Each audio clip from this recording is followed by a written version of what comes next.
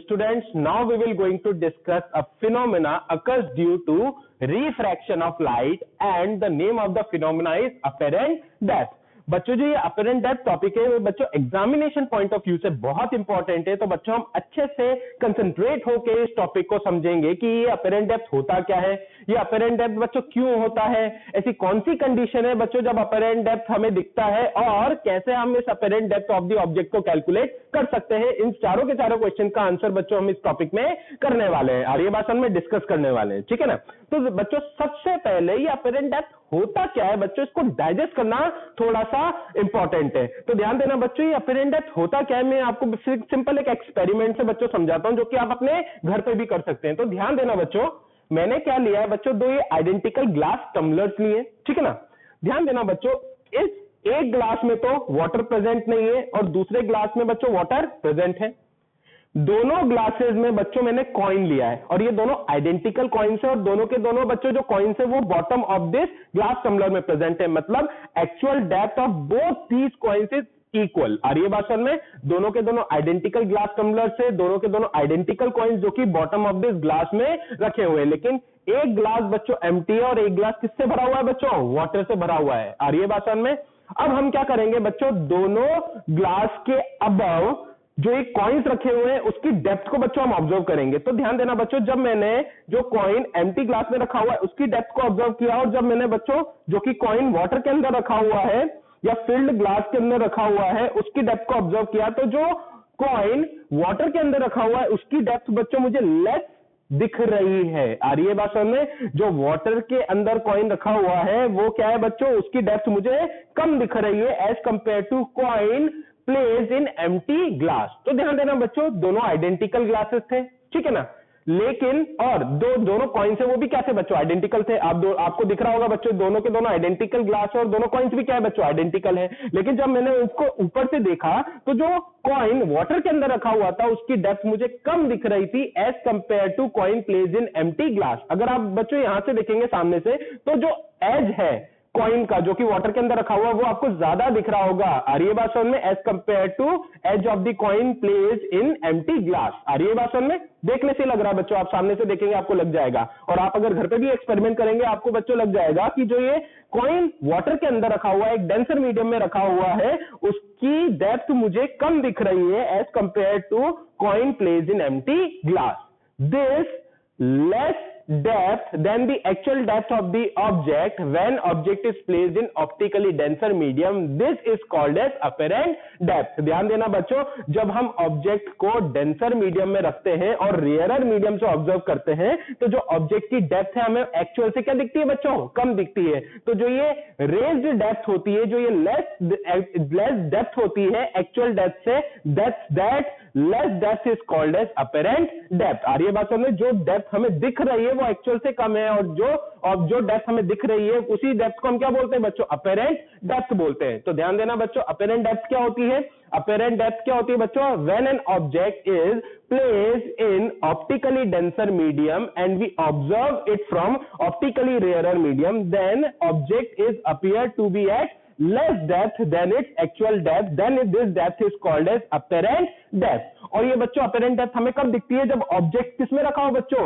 Optically denser medium में, और हम कहां से ऑब्जर्व करें बच्चों, ऑप्टिकली रेयरर मीडियम से। जैसे बच्चों मैं ऑब्जर्व कर रहा हूं एयर से, ये एयर है बच्चों, मेरे आसपास जो मीडियम है वो क्या प्रेजेंट, एयर, और जो ये कॉइन है वो कौन से मीडियम में प्रेजेंट है बच्चों, वाटर में, which is a optically denser medium. तो ध्यान देना बच्चों, what is the condition of apparent depth, condition of apparent depth क्या है बच्चों, हम ऑब्जर्व करेंगे ऑप्टिकली रेयरर मीडियम से और जो ऑब्जेक्ट होगा वो कौन से मीडियम में प्रेजेंट होगा बच्चों, ऑप्टिकली डेंसर मीडियम में प्रेजेंट होगा। तो as a whole what is apparent depth, apparent depth is the depth when an object is placed in optically denser medium and we observe the object from optically rarer medium, then the depth of the object is appear to be less as compared to the actual depth of the object, that depth is called as apparent depth। और नाम से ही पता लग रहा है बच्चों apparent depth मतलब which is actually appearing, this apparent depth is not the real depth, this is the depth which is appears to us। आर्य भाषण में जो हमें दिख रही है depth,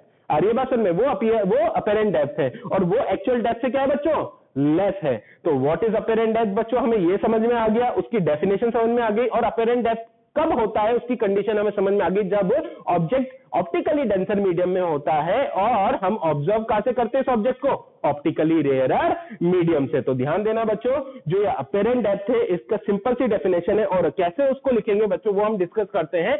when an object lying inside an optically denser medium is seen from a rarer medium, its depth appear to be less than its real depth. The depth is called as apparent depth.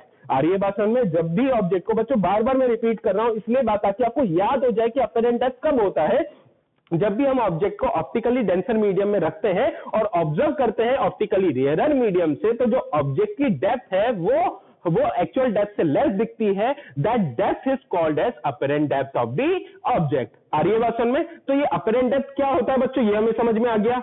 क्या condition है apparent depth की, वो भी हमें समझ में आ गया कि ऑब्जेक्ट ऑप्टिकली डेंसर मीडियम में होना चाहिए और हम ऑब्जर्व करेंगे ऑब्जेक्ट को फ्रॉम ऑप्टिकली रेयरर मीडियम से। अब थर्ड क्वेश्चन का आंसर करना बाकी है, ये अपीरेंट डेप्थ होता क्यों है। तो ध्यान से समझना बच्चों, अपीरेंट डेप्थ होता क्यों है। सपोज करो बच्चों एक ऑब्जेक्ट है जो कि एक ऑप्टिकली डेंसर मीडियम में रखा हुआ है। This object is placed at position O। आ रही है बात समझ में? और इसकी जो डेप्थ है वो बच्चों कितनी है, एक्चुअल डेप्थ कितनी है बच्चों, T। Small t is the actual depth of the object. तो ये ऑब्जेक्ट O रखा हुआ है बच्चों इन ऑप्टिकली डेंसर मीडियम और absolute refractive index of this optically denser medium कितना है बच्चों, N1। हम बच्चों इस ऑब्जेक्ट को ऑब्जर्व कर रहे हैं फ्रॉम रेयरर मीडियम या optically rarer medium having refractive index N2। ये बच्चों बस अभी टर्मिनोलॉजीज है, अभी फॉर्मूले में यूज आने वाली है, अभी यूज नहीं आएगी, आगे बच्चों फॉर्मूले में यूज आएगी, तो अभी हम याद कर ही ले तो ज्यादा अच्छा है। तो ध्यान देना बच्चों, ऑब्जेक्ट O पोजीशन पे रखा हुआ है at actual depth of T, small t, आ रही है बात समझ में, in optically denser medium having refractive index N1 and a person, this is the eye of the person and a person is observing this object in optically rarer medium having refractive index N2। आया बच्चों logic समझ में? अब ध्यान देना बच्चों, जो ये ऑब्जेक्ट है इससे बच्चों रेज निकलेगी। आ रही है बात समझ में? तो दो रेज इससे निकली, बाउंड्री ऑफ रेयरर मीडियम और डेंसर मीडियम पे पहुंची। तो बच्चों ध्यान देना, क्योंकि लाइट रे डेंसर मीडियम से रेयरर मीडियम में जा रही है तो क्या होगा बच्चों, रिफ्रैक्शन ऑफ लाइट होगा। तो क्या होगा बच्चों, रिफ्रैक्शन ऑफ लाइट होगा, क्योंकि जो लाइट रे वो डेंसर मीडियम से रेयरर मीडियम में जा रही है तो वो टुवर्ड्स द नॉर्मल शिफ्ट होगी कि बच्चों अवे फ्रॉम द नॉर्मल। बताइए मुझे। यस, हमने पढ़ा था कि जब भी लाइट रेज डेंसर मीडियम से रेयरर मीडियम में जाएगी तो स्पीड ऑफ लाइट इंक्रीज हो जाएगी, जिसकी वजह से जो लाइट रेज है वो away from the normal shift हो जाएगी। जाना था सीधा लेकिन मीडियम चेंज हो गया, लाइट रे डेंसर से रेयरर में चली गई, तो लाइट रेज क्या होगी बच्चों, away from the normal shift हो जाएगी। कहां हो जाएगी बच्चों, away from the normal shift हो जाएगी। और यही रेज बच्चों कहां एंटर करेगी, आईज ऑफ द ऑब्जर्वर पे एंटर करेगी। अब ध्यान देना बच्चों, ये दोनों जो रेज है ये रिफ्रैक्टेड रेज है और वो भी डाइवर्जिंग है। आ रही है बात समझ में? तो ये जो डाइवर्जिंग रेज है वो बच्चों इस साइड पे तो कभी नहीं मिलेगी, लेकिन बच्चों इन डाइवर्जिंग रेज को अगर मैं इनसाइड दिस डेंसर मीडियम अगर मीट कराऊंगा तो they are meet appear to meet at this point आई।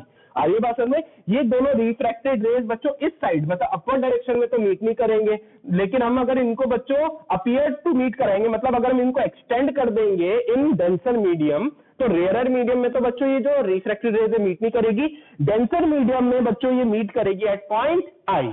तो जो ये ऑब्जर्वर है उसको बच्चों ये ऑब्जेक्ट किस पॉइंट पे लगेगा, इस आई पॉइंट पे। आ रही है बात समझ, which is at a distance y from the top surface. आ रही है बात समझ, जो बाउंड्री है उससे कितनी डिस्टेंस पे बच्चों, y डिस्टेंस पे। आ रही है बात समझ, एक्चुअली ऑब्जेक्ट कितनी डिस्टेंस पे था बच्चों, t डेप्थ पे था या t डिस्टेंस पे था, लेकिन ऑब्जेक्ट जो ऑब्जर्वर है उसको बच्चों ऑब्जेक्ट कितनी डेप्थ पे लगेगा बच्चों, y डेप्थ पे या y distance from the top surface से लगेगा। आ रही है बात समझ में? तो जो ऑब्जेक्ट है वो ऑब्जर्वर को कितनी डेप्थ पे मिले, कितनी डेप्थ पे बच्चों हमें सीन होगा या हमें अपीयर टू सीन होगा, y डेप्थ पे, जबकि बच्चों एक्चुअली ऑब्जेक्ट कहां पे था बच्चों, t डिस्टेंस पे था या t डेप्थ पे था। तो एक्चुअली ऑब्जेक्ट तो O पे ही प्रेजेंट है, लेकिन जो ऑब्जर्वर है उसको ऑब्जेक्ट कहां पे दिखेगा बच्चों, I पॉइंट पे दिखेगा। आ रही है बात समझ में? And this depth y is called as appear depth. और ये क्यों हो रहा है बच्चों, due to refraction of light. आ रही है बात समझ में बच्चों? तो ध्यान से समझना बच्चों, क्या हुआ, हमने ये देखा कि जो ये ऑब्जेक्ट O है ये T डेप्थ पर रखा हुआ है इन डेंसर मीडियम, इससे रेज निकलेगी, at the boundary of both mediums, rare medium and denser medium, light rays का क्या होगा बच्चों, रिफ्रैक्शन होगा, क्योंकि लाइट रे डेंसर से रेयर मीडियम में जा रही है तो away from the normal shift हो जाएगी, क्योंकि बच्चों ये जो रिफ्रैक्टेड रेज है जो कि रेयर मीडियम में प्रेजेंट है, जो कि आई ऑफ द ऑब्जर्वर पे एंटर कर रही है, ये दोनों कौन सी रेज है बच्चों, डाइवर्जिंग रेज है, तो ये रेयर मीडियम में तो मीट नहीं करेगी, लेकिन अगर मैं इसको एक्सटेंड करूंगा इन डेंसर मीडियम तो ये आई पॉइंट पे मीट करेगी। तो ये जो ऑब्जर्वर है उसको ऑब्जेक्ट किस पॉइंट पे दिखेगा बच्चों, आई पॉइंट पे। एक्चुअली ऑब्जेक्ट का प्रेजेंट है बच्चों ओ पॉइंट पे। आ रही है बात समझ में? तो आई पॉइंट की टॉप पॉइंट से, टॉप सरफेस से, मतलब ए पॉइंट से जो डिस्टेंस है वो क्या है बच्चों, y, और actual position of object and top surface की जो डिस्टेंस है वो कितनी है बच्चों, t। तो जो ऑब्जेक्ट है वो हमें बच्चों लेस डेप्थ पे दिखेगा then the actual depth of the object. Actually object present है बच्चों ऊपर, हमें कहां पे, ऑब्जर्वर को कहां पे दिखेगा बच्चों, आई पॉइंट पे दिखेगा। तो जो डेप्थ है, जो डेप्थ दिख रही है ऑब्जर्वर को, जो कि y है अकॉर्डिंग टू दिस डायग्राम, वो लेस है actual depth of the object. आ रही है बात समझ में? This y is the apparent depth of the object, this t is the actual depth या real depth of the object, and this phenomena of apparent depth occurs due to refraction of light. तो बच्चों apparent depth क्या होता है हम ये समझ चुके हैं, अपेरेंट डेप्थ की कंडीशन क्या है बच्चों हम ये समझ चुके हैं, अपेरेंट डेप्थ क्यों होता है, due to refraction of light, ये भी हम अच्छे से समझ चुके हैं। अब बात आती है बच्चों कैलकुलेशन पार्ट की। तो ध्यान देना बच्चों, मैं वापस रिवाइज करा रहा हूं, अपेरेंट डेप्थ क्या होता है, कंडीशन क्या है, क्यों होता है बच्चों, बिकॉज ये बहुत इंपॉर्टेंट है, हमें पता होना चाहिए कि अपेरेंट डेप्थ क्या होता है, क्यों होता है और कब होता है। तो ध्यान देना बच्चों, अपेरेंट डेप्थ क्या होता है कि जब भी ऑब्जेक्ट डेंसर मीडियम में प्रेजेंट होता है और ऑब्जर्वर रेयर मीडियम में से ऑब्जेक्ट को देख रहा होता है, या ऑब्जर्वर रेयर मीडियम में प्रेजेंट होता है, तो जो ऑब्जेक्ट है वो लेस डेप्थ पे दिखता है देन इट्स एक्चुअल डेप्थ, तो that depth is called as apparent depth. और ऐसा कब होता है, जब ऑब्जेक्ट डेंसर मीडियम में होता है, ऑप्टिकली डेंसर मीडियम में प्रेजेंट होता है, और ऑब्जर्वर कहां होता है बच्चों, optically rare medium. This is the condition for apparent depth. और ऐसा क्यों होता है, क्योंकि बच्चों ऑब्जेक्ट से जब लाइट रेज निकलती है तो लाइट रेज डेंसर मीडियम से जब रेयर मीडियम में जाती है तो रिफ्रैक्शन ऑफ लाइट अकर होता है, जिसकी वजह से लाइट रेज क्या होती है, away from the normal shift हो जाती है। ये रिफ्रैक्टेड रेज रेयर मीडियम में तो मिलती नहीं है, लेकिन अब जब हम इनको एक्सटेंड करेंगे in denser medium, they will meet at a point and that point is the apparent position of the object। आ रही है बात समझ में? Actually position object O position पे था, हमें कहां दिख रहा है बच्चों, आई पोजीशन पे दिख रहा है। आ रही है बात समझ में? तो that depth of the object, the position of the apparent position of the object from the top surface is called as apparent depth, and the actual position of the object from the top surface is called as actual depth। हमने क्या माना है बच्चों, जो actual depth है वो T, small T consider करा है, और अपेरेंट डेप्थ हमने कितना कंसीडर करा है बच्चों, कैपिटल वाई कंसीडर करा है। और देखने से ही लग रहा है बच्चों जो ये अपेरेंट डेप्थ है वो लेस है actual depth of the object. आ रही है बात समझ में? मतलब जो apparent position of the object है वो रेज है actual position of the object से, और ये क्यों हो रहा है, due to refraction of light. तो this is all about the definition part और the theoretical part related to apparent depth. Logic समझ में आया बच्चों, क्या होता है अपेरेंट डेप्थ, क्यों होता है, और क्या कंडीशन होती है अपेरेंट डेप्थ की। लॉजिक समझ में आया कि जो एक्चुअल डेप्थ, एक्चुअल पोजीशन है ऑफ द ऑब्जेक्ट की, जब वो डेंसर मीडियम में प्रेजेंट होता है, तो जब हम उसको रेयर मीडियम से देखते हैं तो उसकी जो पोजीशन है वो रेस हो जाती है, और जो उसका डेप्थ है वो लेस हो जाता है, जो कि हमें दिख रहा है एक्चुअल डेप्थ से। आ रही है बात समझ में? जो डेप्थ हमें दिख रही है वो एक्चुअल डेप्थ से क्या हो जाती है बच्चों, लेस हो जाती है, क्योंकि जो अपेरेंट पोजीशन होती है ऑब्जेक्ट की वो एक्चुअल पोजीशन से क्या हो जाती है बच्चों, रेस्ड हो जाती है। आ रही है बात समझ में बच्चों? That this phenomena is called as apparent depth. अब हम बात करते हैं बच्चों कैलकुलेशन पार्ट की। तो ध्यान देना बच्चों, सबसे पहले हम रिलेशन पढ़ेंगे अपेरेंट डेप्थ, रियल डेप्थ और refractive index of medium 1 with respect to medium 2, और I can say refractive index of denser medium with respect to rare medium. तो ध्यान देना बच्चों, टर्मिनोलॉजी समझ लेना। जो ये y है, y क्या है बच्चों, apparent depth of the object, that is AI। जो ये t है, small t, this is the real depth of the object, this is AO। तो ध्यान देना बच्चों, एक कंडीशन है इस फॉर्मूले की कि the ratio of the real depth and apparent depth is equal to refractive index of medium 1 with respect to medium 2, and this formula will be applicable only when angle of incidence या angle of incidence is very small और approximately equal to 0। जब angle of incidence approximately equal to 0 हो जाएगा तो जो light होगी वो normally incident होगी। कैसी होगी बच्चों, नॉर्मली इंसिडेंट होगी। तो बच्चों ध्यान देना, ये फॉर्मूलाज हम तभी लगाएंगे कब? जब जो ये एंगल ऑफ इंसिडेंस है ये क्या है बच्चों, या तो बहुत स्मॉल है या फिर क्या है बच्चों, जीरो है। अगर बिल्कुल नॉर्मली इंसिडेंट हो गई तो क्या होगी, विदाउट डेविएशन सीधी की सीधी निकल जाएगी। तो ध्यान देना बच्चों, ये फॉर्मूला कब एप्लीकेबल है, ध्यान से समझना, कब? जब एंगल ऑफ इंसिडेंस या तो बहुत स्मॉल हो या फिर लाइट क्या हो, नॉर्मली इंसिडेंट हो, या फिर एंगल ऑफ इंसिडेंस किसके इक्वल हो जाए बच्चों, जीरो के इक्वल हो जाए। अगर ये कंडीशन सेटिस्फाई होगी या ये कंडीशन होगी तब क्या होगा बच्चों, refractive index of medium 1 with respect to medium 2। What is medium 1? Denser medium. What is medium 2? Rarer medium. Denser medium का एब्सोल्यूट रिफ्रैक्टिव इंडेक्स n1 है, रेयरर मीडियम का एब्सोल्यूट रिफ्रैक्टिव इंडेक्स n2 है। तो ध्यान देना बच्चों, refractive index of medium 1 with respect to medium 2 is equal to क्या होगा, real depth divided by apparent depth. Real depth क्या है बच्चों, AO, अपरेंट डेप्थ क्या है बच्चों, AI। This is the first equation. ये फॉर्मूला में याद होना चाहिए, इस फॉर्मूले से कभी कोई क्वेश्चन आ जाता है। आपको बच्चों refractive index of medium 1 with respect to medium 2 दे देगा, रियल डेप्थ दे देगा, अपरेंट डेप्थ पूछा होगा, या फिर क्वेश्चन ट्विस्ट कर देगा, आपको दोनों मीडियम्स का एब्सोल्यूट रिफ्रैक्टिव इंडेक्स गिवन होगा, तो आप रिलेटिव रिफ्रैक्टिव इंडेक्स या refractive index of medium 1 with respect to medium 2 इनसे निकाल सकते हैं। और आपको रियल डेप्थ गिवन होगा और अपरेंट डेप्थ पूछ लेगा। आ रही है बात समझ में? तो ये जो फॉर्मूला है ये एग्जामिनेशन पॉइंट ऑफ व्यू से बहुत इंपॉर्टेंट है, क्योंकि 99% क्वेश्चंस में आपको रिफ्रैक्टिव इंडेक्सेस गिवन होंगे, रियल डेप्थ गिवन होगा और अपरेंट डेप्थ पूछा होगा। आ रही है बात समझ में? क्वेश्चन एक और चेंज हो सकता है कि अगर आपको रिफ्रैक्टिव इंडेक्स गिवन हो, रिलेटिव रिफ्रैक्टिव इंडेक्स या मीडियम्स के रिफ्रैक्टिव इंडेक्स गिवन हो और आपको अपरेंट डेप्थ गिवन हो, रियल डेप्थ पूछ ले, है कि नहीं बच्चों? क्वेश्चन नंबर 3, आपको रियल डेप्थ भी गिवन, अपरेंट डेप्थ भी गिवन और आपसे relative refractive index of medium 1 with respect to medium 2 पूछ ले, ये भी क्वेश्चन आ सकता है। तो यहां से 3 क्वेश्चन बन सकते हैं। तो ध्यान देना बच्चों, ये फॉर्मूला आपको याद होना चाहिए, refractive index of medium 1 with respect to medium 2, where what is medium 1, denser medium in which object is present, what is medium 2, rarer medium where observer is present. आ रही है बात समझ में? तो refractive index of medium 1 with respect to medium 2 is equal to क्या हो जाएगा, real depth divided by apparent depth. आ रही है बात समझ में बच्चों, which is equal to AO divided by AI। ये आपको बच्चों बाय हार्ट याद होना चाहिए। आ रही है बात समझ में? लेकिन ये फॉर्मूलेस हम कब लगाएंगे, जब एंगल ऑफ इंसिडेंस या तो बहुत स्मॉल हो या फिर इक्वल टू जीरो हो या लाइट नॉर्मली इंसिडेंट हो, तभी हम ये फॉर्मूलाज लगाएंगे। आ रही है बात समझ में? तो ध्यान देना बच्चों, कंडीशन आपको याद होनी चाहिए कि एंगल ऑफ इंसिडेंस क्या है, बहुत स्मॉल है या इक्वल टू जीरो है। आ रही है बात समझ में? तभी refractive index of medium 1 with respect to medium 2 is equal to क्या है, real depth divided by apparent depth, which is equal to AO divided by AI। अब जो ये AI है ये तो अपरेंट डेप्थ है, which is equal to capital Y।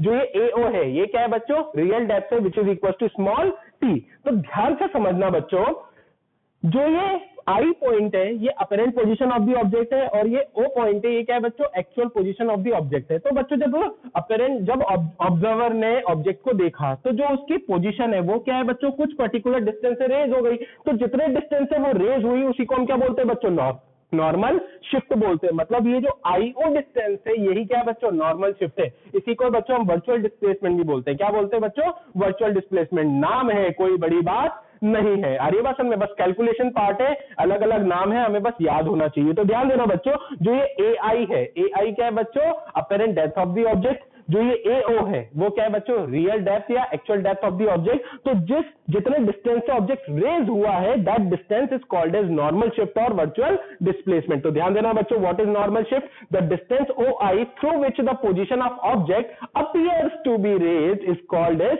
Normal shift. और इसी नॉर्मल शिफ्ट IO को हम किससे डिनोट कर रहे हैं बच्चों, स्मॉल d से डिनोट कर रहे हैं। इसी का दूसरा नाम क्या है बच्चों, वर्चुअल डिस्प्लेसमेंट।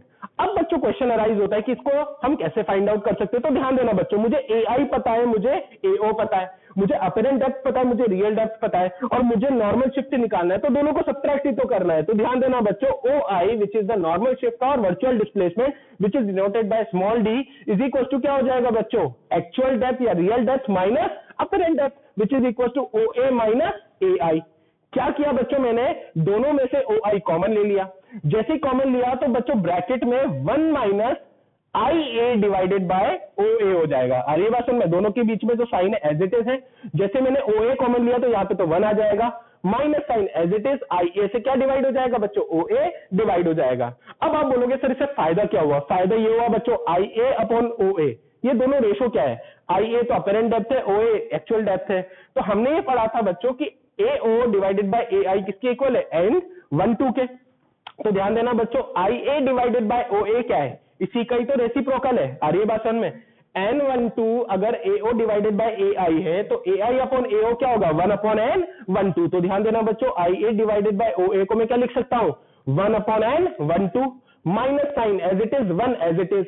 OA क्या था, रियल डेप्थ या एक्चुअल डेप्थ, और वो किससे डिनोट कर रहे थे हम, स्मॉल t से। तो ध्यान देना बच्चों, जो ये नॉर्मल शिफ्ट आया स्मॉल d वो किसके इक्वल आ गया, t bracket 1 minus 1 upon N12। तो ध्यान देना बच्चों, अगर मुझे रियल डेप्थ गिवन है, दोनों मीडियम्स की रिफ्रैक्टिव इंडेक्सेस गिवन है, तो बच्चों मैं नॉर्मल शिफ्ट इजीली निकाल सकता हूं। आ रही है बात समझ में? या जो हमारा वर्चुअल डिस्प्लेसमेंट है मैं इजीली निकाल सकता हूं इस फॉर्मूले से। This is formula number 2। तो वापस रिवाइज करते हैं बच्चों, कौन से फॉर्मूले याद करने हैं। Formula number 1, refractive index of medium 1 with respect to medium 2 is equal to real depth divided by apparent depth. What is refractive index? What is first medium? Denser medium. What is second medium? Rarer medium. आ रही है बात समझ में? तो refractive index of denser medium with respect to rarer medium is equal to real depth divided by apparent depth. अगर हमसे normal shift पूछी जाए तो normal shift is equal to real depth whole multiply 1 minus 1 upon refractive index of denser medium with respect to medium rare medium, और I can से N12। तो अगर हमें नॉर्मल शिफ्ट पूछा है, रियल डेप्थ गिवन है, रिफ्रैक्टिव इंडेक्सेस गिवन है, तो भी मैं इजीली निकाल सकता हूं। आ रही है बात समझ में बच्चों? अब अगर बच्चों इसी में थोड़ा सा हमने कंडीशन डाल दिया, अगर हमारा रेयरर मीडियम बच्चों एयर हो गया, ध्यान देना बच्चों, अगर मेरा रेयरर मीडियम, जो रेयरर मीडियम है ये एयर हो गया, तो ध्यान देना बच्चों, रेयरर मीडियम की जो रिफ्रैक्टिव इंडेक्स होता है वो अप्रोक्सीमेटली इक्वल टू क्या होता है, 1 होता है। Because absolute, what is absolute refractive index, C by V, the ratio of the speed of light in vacuum to the speed of light in any medium. अगर refractive index in, अगर हमारा medium air हुआ तो जो उसकी velocity होती है या जो उसकी स्पीड होती है बच्चों, वो लाइट के अप्रोक्सीमेटली इक्वल होती है। तो दोनों का रेशियो एक दूसरे के कैंसिल आउट होकर क्या आ जाता है, 1 आ जाता है। तो अगर हमारा रेयरर मीडियम एयर हो गया तो जो उसका रिफ्रैक्टिव इंडेक्स होगा, वो एब्सोल्यूट रिफ्रैक्टिव इंडेक्स होगा, वो अप्रोक्सीमेटली किसके इक्वल हो जाएगा, 1 के इक्वल हो जाएगा। फिर हम वापस अगर बच्चों इस फॉर्मूले में अब वैल्यूज पुट करेंगे तो ध्यान देना, refractive index of 1 with respect to medium 2 या refractive index of denser medium with respect to medium is equal to क्या होगा, refractive index of denser medium divided by refractive index of rarer medium. Refractive index of denser medium को हमने मान लिया N1 को हमने मान लिया N, तो N1 की जगह तो क्या आ जाएगा, N divided by refractive index of rarer medium क्या आएगा बच्चों, 1, क्योंकि एयर है अभी इस केस में एयर रेयरर मीडियम है, तो उसका रिफ्रैक्टिव इंडेक्स अप्रोक्सीमेटली किसके इक्वल आ जाएगा, 1 के इक्वल आ जाएगा। तो N12 किसके इक्वल हो जाएगा बच्चों, N के इक्वल हो जाएगा।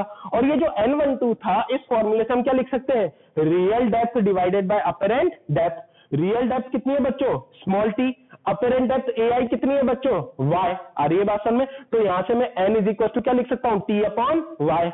y को n से रिप्लेस कर दूंगा तो y इज इक्वल टू क्या हो जाएगा, t अपॉन n। तो ध्यान देना बच्चों, अगर हमारा रेयरर मीडियम एयर गिवन है तो जो अपरेंट डेप्थ होगा वो क्या होगा बच्चों, real depth divided by refractive index of denser medium. आ रही है बात समझ में? कि अगर हमारा मीडियम जो है, रेयरर मीडियम जो है, अगर वो एयर है और हमें डेंसर मीडियम का रिफ्रैक्टिव इंडेक्स गिवन है और हमें अगर रियल डेप्थ गिवन है, तो बच्चों इस फॉर्मूले से मैं अपरेंट डेप्थ इजीली निकाल सकता हूं। That is apparent depth is equal to real depth divided by refractive index of denser medium. तो ध्यान देना बच्चों, 3 फॉर्मूले हैं। सबसे इंपॉर्टेंट फॉर्मूला ये है और इससे क्वेश्चन आता ही आता है, जो हमें याद रखना ही है। ये 2 फॉर्मूलेज भी हमें याद रखने हैं। तो ध्यान देना बच्चों, वापस मैं फॉर्मूलेज रिवाइज कर रहा हूं कि refractive index of medium 1 with respect to medium 2 is equal to क्या होगा, real depth divided by apparent depth. What is medium 1, denser medium, what is medium 2, rarer medium. Similarly अगर मुझे नॉर्मल शिफ्ट पूछा होगा कि जितने पोजीशन से हमारे ऑब्जेक्ट की पोजीशन शिफ्ट हो गई है, आ रही है बात समझ में, उस पोजीशन, उस डिस्टेंस को हम क्या बोलेंगे, नॉर्मल शिफ्ट बोलेंगे या फिर वर्चुअल डिस्प्लेसमेंट बोलेंगे, which is equal to actual depth whole multiply 1 minus reciprocal of N12। आ रही है बात समझ में, या 1 upon N12, where what is medium 1, medium 1 is denser medium, what is medium 2 is rarer medium. और अगर मेरा रेयरर मीडियम जो है अगर वो एयर हो गया, तो बच्चों जो वर्चुअल डिस्प्ले, जो अपरेंट डेप्थ होगी, वो किसके इक्वल होगा बच्चों, real depth divided by refractive index of denser medium. आ रही है बात समझ में बच्चों? तो ये 3 फॉर्मूले हमें याद होने चाहिए।